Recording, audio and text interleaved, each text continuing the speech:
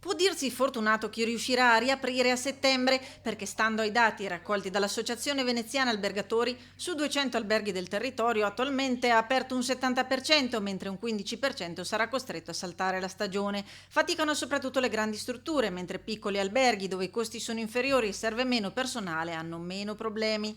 Chi apre in perdita, abbiamo un tasso di occupazione che è intorno al 15%, molto variegato, c'è chi è il 30, c'è chi ne ha proprio quasi zero. Una situazione quindi di perdita per tutti. Salirà il tasso di occupazione secondo le nostre previsioni intorno al 40% a settembre, ottobre, novembre. Ma riaprire sempre e comunque è l'obiettivo per ricominciare ad intercettare il meccanismo dei tour turistici, complici le compagnie aeree che hanno riaperto le tratte su Venezia.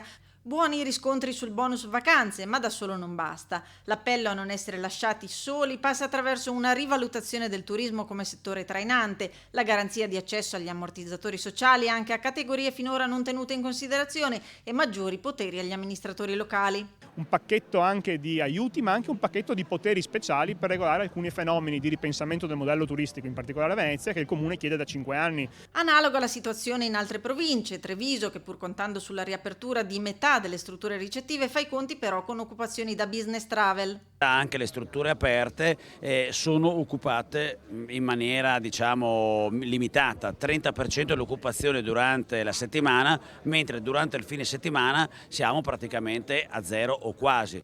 A soffrire sono soprattutto le città d'arte, mentre segnali incoraggianti arrivano dal settore termale nel Padovano. Si spera nella ripresa autunnale, soprattutto per quanto riguarda gli eventi congressuali. Bisogna pensare a un turismo più qualificato, bisogna immaginare anche un allungamento della stagione turistica. Venezia d'inverno deve pensare a se stessa con offerta anche di spettacoli, anche di iniziative culturali.